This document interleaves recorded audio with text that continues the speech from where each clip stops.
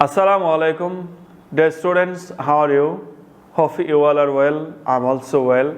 This is Mohammad Sharafuddin, Assistant Professor, Department of Business Administration, Mohammadpur Kendriya College, Dhaka. Today, I'm going to taking a class about BBA third year, 5th semester, and my assigned course is Cost Accounting, and today's topic is an introduction to cost terms and purposes. Dear students, last classes I was discussed about different type of expenses and cost. Today I will discuss about how we determine total cost or how we determine the cost of product or services. প্রিয় ছাত্রছাত্রীরা, যে আমরা একটা cost sheet করব, cost statement করব। এই cost sheet বা cost statement করার জন্য একটি ফরম্যাট রয়েছে। আজকে থেকে কিন্তু আমার আনুষ্ঠানিক অঙ্ক করানো শুরু হবে। অনেকগুলো ক্লাসে গত 4টি ক্লাস ধরে তোমাদের সঙ্গে আমি শুধু থিওরি নিয়ে আলাপ আলোচনা করেছি। আল্লাহর রহমতে আজকে থেকে আমি ম্যাথমেটিক্যাল প্রবলেম সলভ করার জন্য আমি কাজ করব। তো প্রথমেই যদি কস্ট শিট করতে হয়, কস্ট শিট করা মানে হলো কস্ট ডিটারমিনেশন করা, কস্ট স্টেটমেন্ট তৈরি করা। এই কস্ট স্টেটমেন্ট করতে গেলে আমাকে একটি ফরম্যাট মানতে হবে, একটি ফরম্যাট ফলো করতে হবে। আমি এখন তোমাদেরকে সেই ফরম্যাটটি আগে একটু লিখে দেব। এই ফরম্যাট লিখে দেওয়ার পর আমি একটি অঙ্ক আলোচনা করে তোমাদের সামনে সেই অঙ্কটি সমাধান করাবো। প্রিয় ছাত্রছাত্রীরা, আমি এখন ফরম্যাটটি লিখছি। দেখো, আমি যখন একটি কস্ট স্টেটমেন্ট করব, আমাকে যে ধারাবাহিক যে বিষয়গুলো ফলো করতে হবে সেটি একটু খেয়াল করো।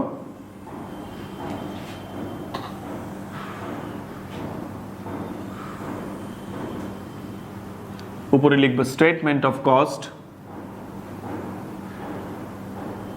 স্টেটমেন্ট অফ কস্ট, টাকা টাকা। প্রথমেই আমরা লিখব পারচেজ অফ র মেটেরিয়াল,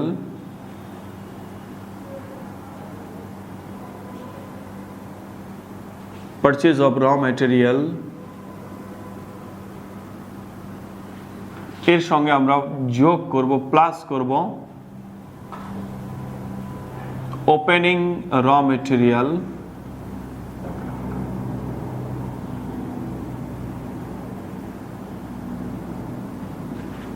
ওপেনিং র মেটেরিয়াল।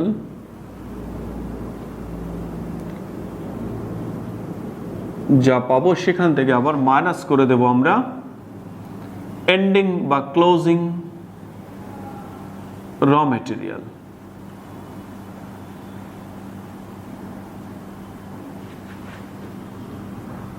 এই র মেটেরিয়াল পারচেজের সঙ্গে ওপেনিংটা যোগ করে এন্ডিংটা বিয়োগ করে যেটি পাবো সেটির নামই হবে র মেটেরিয়াল ইউজড। এটির নাম হবে র মেটেরিয়াল ইউজড। এই র মেটেরিয়াল ইউজডের সঙ্গে আমি যোগ করে দেব ডাইরেক্ট লেবার,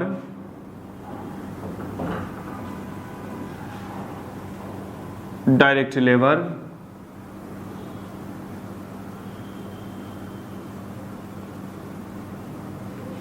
এর সঙ্গে যোগ করব আদার ডাইরেক্ট এক্সপেন্সেস, আদার ডাইরেক্ট এক্সপেন্সেস।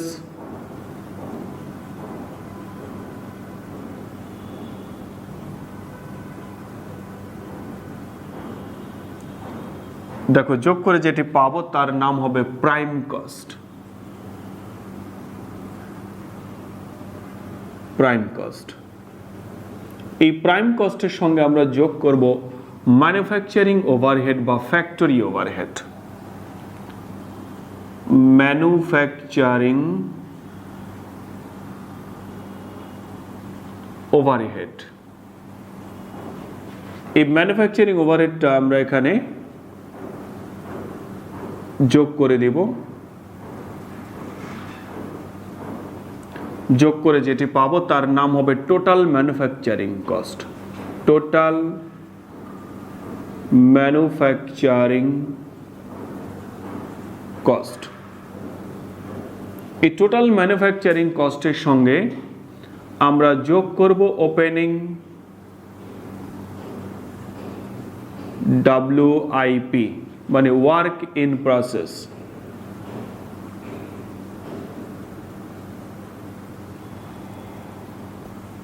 যোগ করে নামাবো।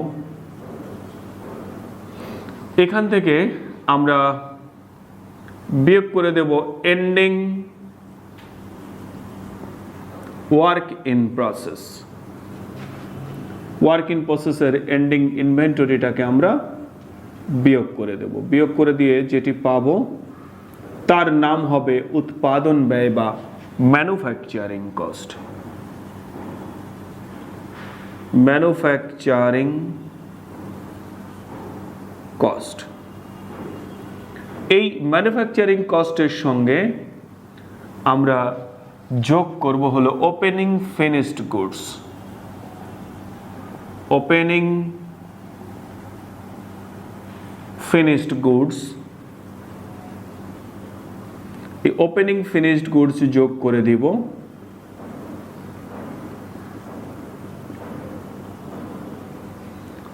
এরপর এখান থেকে মাইনাস করে দেব ending finished goods. Ending finished goods,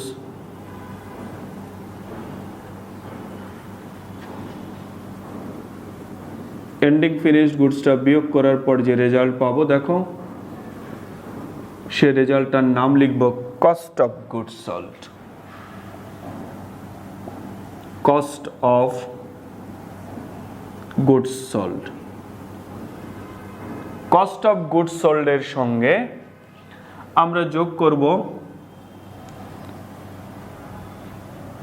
office and administrative expense. Office and administrative expense,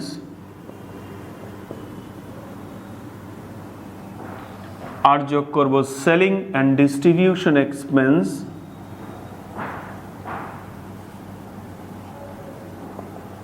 distribution expense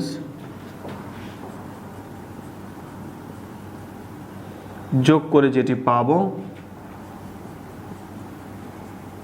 তার নাম হবে টোটাল কস্ট। এই টোটাল কস্টের সঙ্গে আমরা যোগ করব আমাদের ডিজায়ার্ড প্রফিট বা প্রফিট। এই প্রফিটটা যোগ করে দিলে যে প্রাইস পাবো তার নাম হবে সেলস।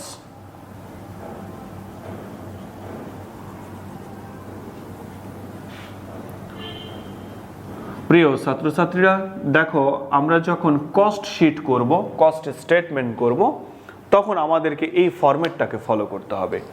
এই ফরম্যাটটার ভিতরে যেভাবে লিখেছি এই ধারাবাহিকতায় আমরা কাজ করলে একটি উৎপাদনকারী প্রতিষ্ঠানের কোনো প্রোডাক্টের বা কোনো সার্ভিসের আমরা টোটাল কস্ট বের করতে পারবো এবং সেখান থেকে আমার টার্গেট প্রফিট যোগ করে দেওয়ার পর আমি সেলস পাবো। তো প্রথমে শুরু হবে দেখো র ম্যাটেরিয়াল নিয়ে। র ম্যাটেরিয়াল থেকে আমরা র ম্যাটেরিয়ালের ইউজটা বের করব, তারপরে ডাইরেক্ট লেবার, আদার ডাইরেক্ট এক্সপেন্স যোগ করলে প্রাইম কস্ট পাওয়া যাবে। তার সঙ্গে ম্যানুফ্যাকচারিং ওভারহেড, এটির আরেকটি নাম আছে যেটির নাম হলো ফ্যাক্টরি ওভারহেড, এটি যোগ করে দিলে পাবো টোটাল ম্যানুফ্যাকচারিং কস্ট।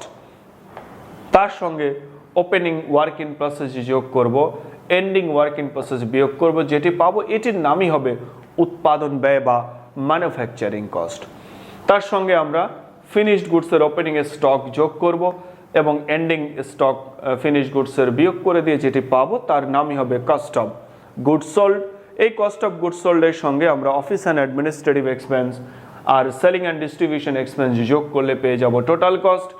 এই টোটাল কস্টের সঙ্গে আমার টার্গেট প্রফিট যোগ করলে পেয়ে যাব আমি সেলস। এভাবে একটি প্রতিষ্ঠানের কোনো প্রোডাক্ট বা সার্ভিসের টোটাল কস্ট বের করে সেখান থেকে আমার টার্গেট প্রফিট যোগ করে আমরা সেলস প্রাইস পেতে পারি। প্রিয় ছাত্রছাত্রীরা, এখন আমি এর আলোকে একটি অঙ্ক তোমাদেরকে করাবো। আমি অঙ্কটি পড়ছি। The Bay Emporium produces different types of shoes. Bay Emporium তারা বিভিন্ন ধরনের জুতা উৎপাদন করে।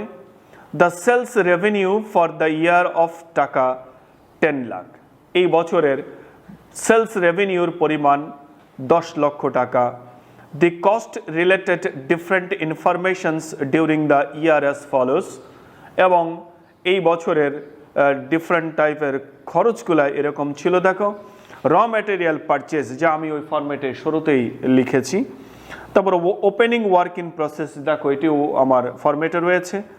Opening finished goods, closing work in process, closing finished goods, opening র ম্যাটেরিয়াল, ক্লোজিং র material, direct labor, direct expenses, factory overhead cost, selling expenses, general administrative expenses, এই আমার দেওয়া আছে।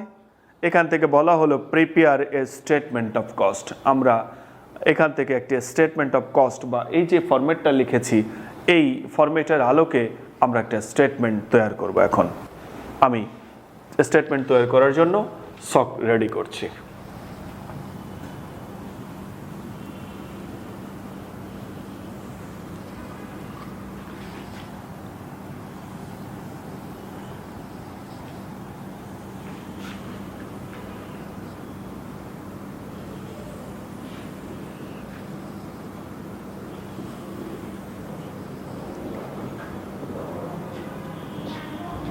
Statement of cost.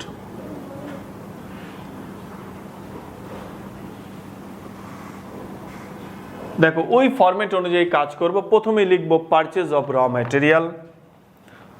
তো পারচেজ অফ র material,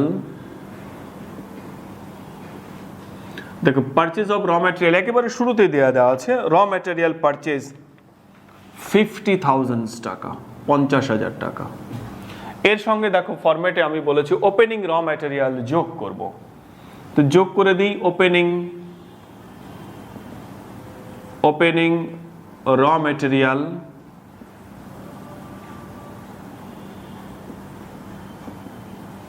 দেখো আমার অঙ্কের ভিতরে দিয়ে দেওয়া আছে ওপেনিং র ম্যাটেরিয়াল দেওয়া আছে 2,50,000 টাকা। যদি যোগ করে দেই তাহলে আসবে 3 লাখ।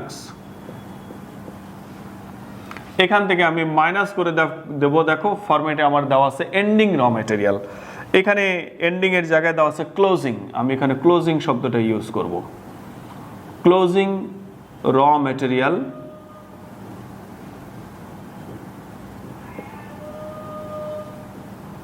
ক্লোজিং র ম্যাটেরিয়াল 60,000। দেখো আমরা যদি 3 লাখ থেকে 60,000 মাইনাস করে দেই তাহলে পাবো 2,40,000। যেটি পেলাম এটির নাম আমরা ফরম্যাটের মধ্যে দিয়েছি র ম্যাটেরিয়াল ইউজড। এখানে লিখব র ম্যাটেরিয়াল ইউজড। আমরা যে পণ্য উৎপাদন করেছি সেখানে আমি ম্যাটেরিয়াল ইউজ করেছি 2,40,000 টাকার। এর সঙ্গে আমরা যোগ করব হলো ডাইরেক্ট লেবার, যোগ ডাইরেক্ট লেবার। দেখো আমার অঙ্কের মধ্যে ডাইরেক্ট লেবার দিয়ে দেওয়া আছে 1,70,000। আবার আছে আদার ডাইরেক্ট এক্সপেন্স, এখানে দেখো একটা ডাইরেক্ট এক্সপেন্স দেওয়া আছে। ওই ডাইরেক্ট এক্সপেন্সটাকে আমরা আদার ডাইরেক্ট এক্সপেন্স হিসাবে গণ্য করব। ডাইরেক্ট এক্সপেন্সেস দেওয়া আছে 50,000 টাকা। তাহলে যদি এখানে প্লাস করে দেই, দেখো যোগ করি যে 1,70,000 এর সঙ্গে যদি 50,000 যোগ করি 2,20,000 টাকা। তাহলে দেখো র ম্যাটেরিয়াল ইউজ ছিল 2,40,000, সেখানে যদি 2,20,000 যোগ করি 4,60,000। এটির নাম দিব হলো প্রাইম কস্ট। দেখো ফরম্যাটে যেভাবে আছে আমি ওভাবেই কাজ করব। প্রাইম কস্ট, প্রাইম কস্টের সঙ্গে যোগ করব ম্যানুফ্যাকচারিং ওভারহেড। দেখো এখানে ফ্যাক্টরি ওভারহেড আছে, এই ম্যানুফ্যাকচারিং ওভারহেডের আরেকটি নাম হলো ফ্যাক্টরি ওভারহেড কস্ট। আমি লিখে দেব ফ্যাক্টরি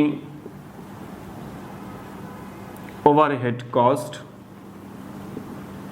দেখো ফ্যাক্টরি ওভারহেড কস্ট দিয়ে দেওয়া আছে 2,50,000 টাকা। তাহলে যদি যোগ করে দেই 7,10,000, যেটি পেলাম সেটির নাম হলো total manufacturing cost. Total manufacturing cost. দেখো টোটাল ম্যানুফ্যাকচারিং কস্টের সঙ্গে ফরম্যাটে আমরা বলেছি ওয়ার্ক ইন প্রসেসের ওপেনিং যোগ করব আর এন্ডিংটা বিয়োগ করব। দেখো আমার অঙ্কের মধ্যে ওপেনিং ওয়ার্ক ইন প্রসেস রয়েছে, যোগ করব opening work in process WIP। দেখো ওপেনিং ওয়ার্ক ইন প্রসেসের পরিমাণ দিয়ে দেওয়া আছে হলো 80,000। 7,10,000 এর সঙ্গে যদি 80,000 যোগ করে দেই 7,90,000, এখান থেকে আমি মাইনাস করে দেব হলো এন্ডিং ওয়ার্ক ইন প্রসেস। তো এন্ডিংটা এখানে দেখো এখানে নাম দেওয়া আছে ক্লোজিং ওয়ার্ক ইন প্রসেস নামে, তো আমি ক্লোজিং ওয়ার্ক ইন প্রসেস শব্দটা এখানে ইউজ করব। দেখো দেখো ক্লোজিং ওয়ার্ক ইন প্রসেসের পরিমাণ দেওয়া আছে 70,000 টাকা। তাহলে 7,90,000 থেকে যদি 70,000 আমি মাইনাস করে দেই পাবো 7,20,000। দেখো এটির নাম দিয়েছিলাম আমরা ম্যানুফ্যাকচারিং কস্ট বা উৎপাদন ব্যয়। Manufacturing cost. এই ম্যানুফ্যাকচারিং কস্টের সঙ্গে আমরা ফরম্যাটে লিখেছি ফিনিশড গুডসের ওপেনিং স্টক যোগ করব আর ফিনিশড গুডসের এন্ডিং স্টকটা বিয়োগ করব। আমার অঙ্কের মতো ফিনিশড গুডসের ওপেনিং এবং ক্লোজিং রয়েছে, ওপেনিংটাকে আমরা যোগ করব। দেখো ওপেনিং ফিনিশড গুডস, আমার ফিনিশড গুডসের ওপেনিংটা এখানে দিয়ে দেওয়া আছে, ওপেনিং ফিনিশড গুডস হলো 40,000 টাকা। যদি 40,000 যোগ করি 7,60,000, এখান থেকে ফিনিশড গুডসের এন্ডিংটা বিয়োগ করে দেব। দেখো তবে অঙ্কের মধ্যে এন্ডিং না দিয়ে এখানে ক্লোজিং দেওয়া আছে, আমরা ক্লোজিং শব্দটা ইউজ করব। Closing finished goods, closing finished goods. দেখো ক্লোজিং ফিনিশড গুডসের পরিমাণ আমার দেওয়া আছে 60,000 টাকা, বিয়োগ করে দিলে 7 লাখ।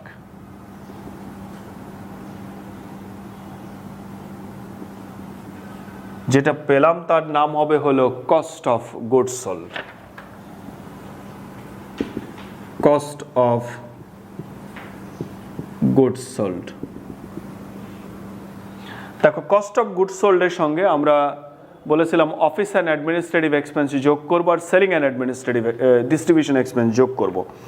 আমার অঙ্কের মধ্যে সেলিং এক্সপেন্স এবং জেনারেল অ্যাডমিনিস্ট্রেটিভ এক্সপেন্স রয়েছে, তো যোগ করে দেব প্লাস ফরম্যাট অনুযায়ী আগে লিখি অফিস অ্যান্ড অ্যাডমিনিস্ট্রেটিভ এক্সপেন্স, এখানে আছে জেনারেল অ্যান্ড অ্যাডমিনিস্ট্রেটিভ এক্সপেন্স নামে। জেনারেল অ্যাডমিনিস্ট্রেটিভ এক্সপেন্স,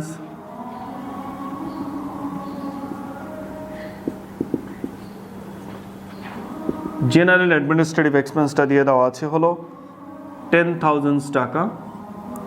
আর সেলিং অ্যান্ড ডিস্ট্রিবিউশনের জায়গায় লিখবো শুধু সেলিং এক্সপেন্স।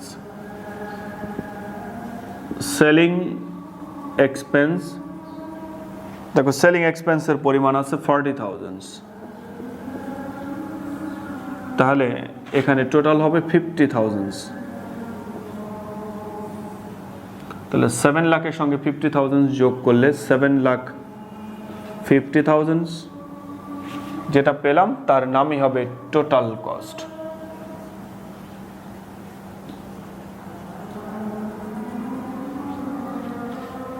এই টোটাল কস্টের সঙ্গে আমরা যোগ করব প্রফিট।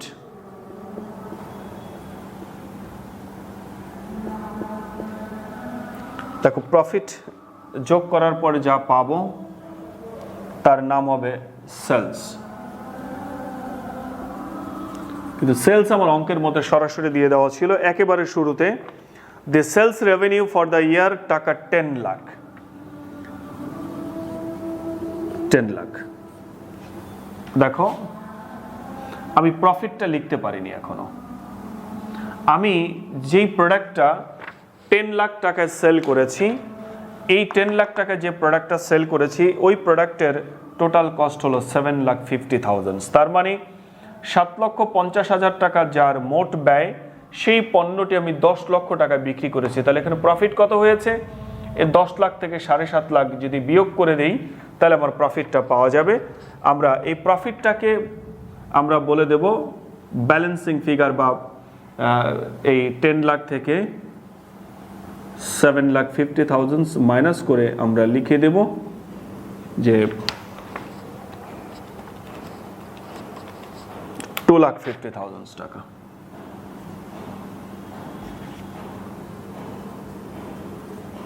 তার মানে আমি যেই প্রোডাক্টটা 10 লক্ষ টাকায় বিক্রি করেছি সেই প্রোডাক্টের উৎপাদন বা টোটাল ব্যয় হয়েছে 7.5 লাখ টাকা। তাই আমার এখান থেকে প্রফিট দাঁড়ালো 2,50,000 বা 2.5 লক্ষ টাকা। প্রিয় ছাত্রছাত্রীরা, আমার সম্পূর্ণ অঙ্কটি সমাধান করা শেষ হলো।